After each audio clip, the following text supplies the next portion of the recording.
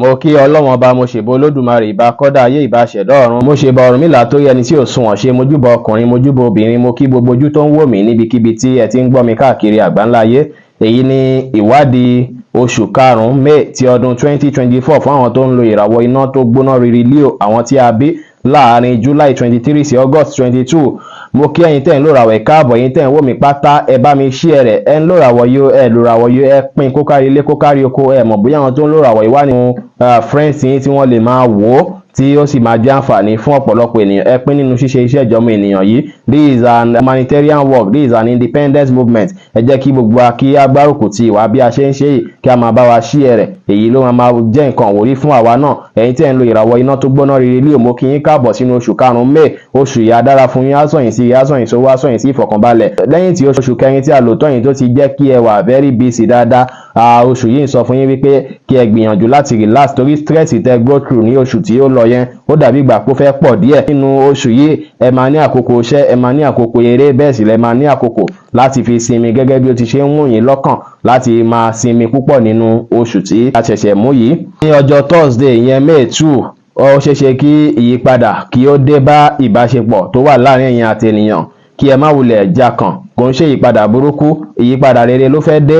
Ẹ máa túbọ̀ ní passion fúnra yín, ẹ tún máa túbọ̀ fi ìfẹ́ hàn síra yín dáadáa lọ́jọ́ náà ni. Ní ọjọ́ Tuesday ṣìré ìyẹn May 7, a máa ní òṣùpá tuntun ní ojú ọ̀run ìyẹn new moon in Taurus. Mi lè ṣèlérí pé bóyá owó rẹpẹtẹ báyìí òun ló máa wọlé, torí iṣẹ́ tó ní kálukú ń ṣe kò bára mu kò jọra, ṣùgbọ́n àkókò yẹn ó yẹ kẹ́ ẹ rí àwọn opportunity, àwọn àǹfààní rí owó ó yẹ kó wọlé fún yín ní ọjọ́ náà. Ní àkókò yẹn ṣìré àwọn ìròyìn ayọ̀ yìí tí ẹ ò ti ẹ̀rọ kàn tẹ́lẹ̀ ó ṣeéṣe kí ó wọlé fún yín tó máa jẹ́ ìròyìn tó jọmọ́ ọ̀rọ̀ owó. Èló lágbájá wá gbowó contract yẹn, èló tàmẹ̀dù ọjà ìyẹn mo fẹ́ wá kó èló ló máa tà fún mi àti bẹ́ẹ̀ bẹ́ẹ̀ lọ. Àkókò yẹn jákòókò oríire fún yín. Ọjọ́ yẹn sì rí ẹ̀yin tẹ́ ń lóràwọ̀ ẹ kúnlẹ̀ ẹ jí lówùúrọ̀ kẹ́ fọwọ́ gbórí yín mú kí ẹ ṣe ìwúre dáadáa kí orí ọjọ́ yẹn kó tó yín lọ́wọ́, kí oore yín kí Ọlọ́run má fi ṣe àpínlé fún ẹlòmíì. Ẹ̀yin tẹ́sí lóràwọ̀ tí ẹ jẹ́ single tẹ́ wá ń wò èèyàn kan ṣùṣùn pé ẹni yìí ó àtijọ́ wà láti ibijọ́ pípé ó mi kí n propose ẹ láǹfààní láti propose èèyàn lọ́jọ́ náà. Ẹ sì láǹfààní láti béèrè ohunkóhun tí ẹ bá ń fẹ́ lọ́wọ́ ènìyàn tẹ́ bá lérò wípé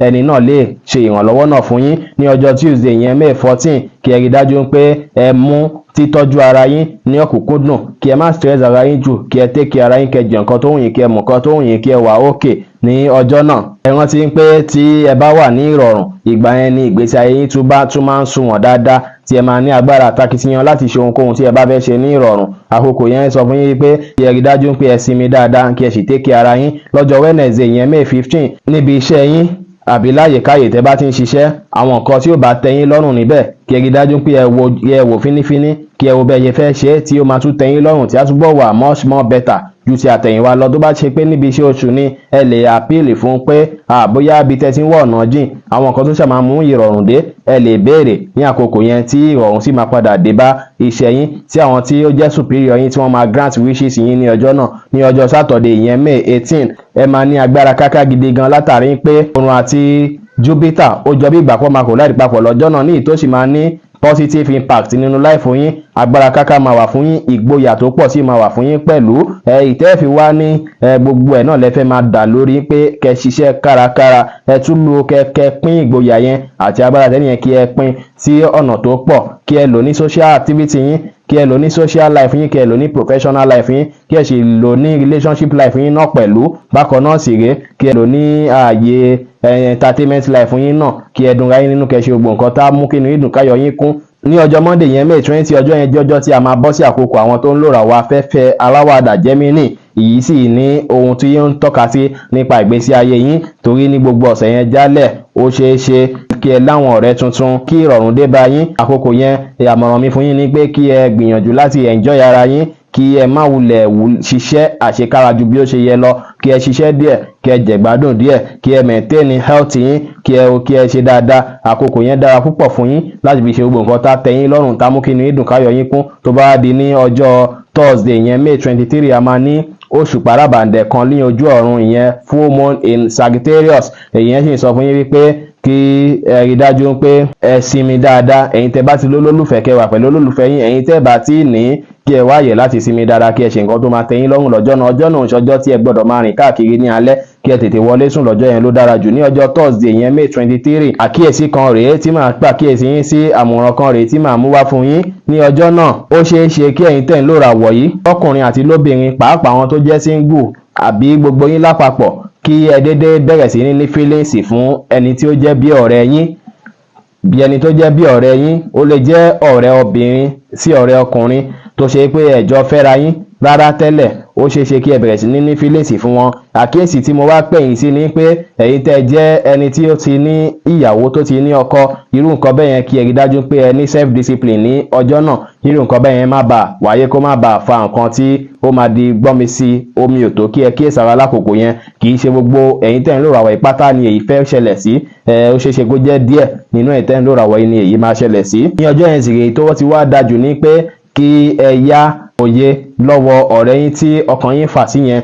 Òye nǹkan tọ́rẹ́ yín yẹn bá sọ fún yín lákòókò yẹn á ran ìgbésí ayé yín lọ́wọ́, rather than kí ẹ wá ní mo like ẹ, àbí kí n máa bẹ̀rẹ̀ sí ní fẹ́ ni, àbí kí á sọ ọ̀rẹ́ wa di ìbáṣepọ̀ ni. Ó dára kí ẹ yá ọgbọ́n wọn lò lọ́jọ́ yẹn ni. Ní ọjọ́ Saturday yẹn May 25, ó dára púpọ̀ lákòókò yẹn náà kí ẹ gbafẹ́, kí ẹ tẹ́ra yín lọ́rùn, kẹ́ ṣe gbogbo nǹkan tá mú kí inú yín dùn, kí ayọ̀ yín kún. Gbogbo iṣẹ́ tẹ́ ti ń ṣe ó ti ń pay off, kí ẹ rí dájú pé ẹ lo àkókò ọjọ́ yẹn, ọjọ́ May 25, kí ẹ lò pẹ̀lú àwọn olólùfẹ́ yín, kí ẹ jọ gbafẹ́, kí ẹ jọ wà ní ìdùnnú. Ọlọ́run á sì wá jẹ́ kí ẹ wà ní ìdùnnú náà títí tí oṣù náà tí yóò fi jálẹ̀ láṣẹ Ọlọ́run bá. Ní gbogbo oṣù yìí lápapọ̀, kẹ́ ṣe dáadáa sáwọn èèyàn, ẹni tẹ́ bá nípa láti ṣèrànlọ́wọ́ fún, kẹ́ ṣèrànlọ́wọ́ fún wọn, á túbọ̀ kún ẹ̀yin náà lọ́wọ́. Bẹ́ẹ̀ sì ni kí ẹ grab any opportunity èyí tó bá jẹyọ ní inú oṣù yìí pátá, kí ẹ sì gbìyànjú láti ṣe sàárà dáadáa tàbí láti rúbọ dáadáa. Ẹ̀yin tó bá ṣe pé ẹgbẹ́ lẹ mọ̀ bọ, ẹ lọ máa bọ́. Ẹ̀yin tẹ́ bá mọ̀ pé sàárà báyìí lẹ mọ̀ ṣe, kí ẹ lọ máa ṣe ní inú oṣù yìí, á ràn yín lọ́wọ́. Kí ẹ má ṣe jẹ ẹran ẹlẹ́dẹ̀ rárá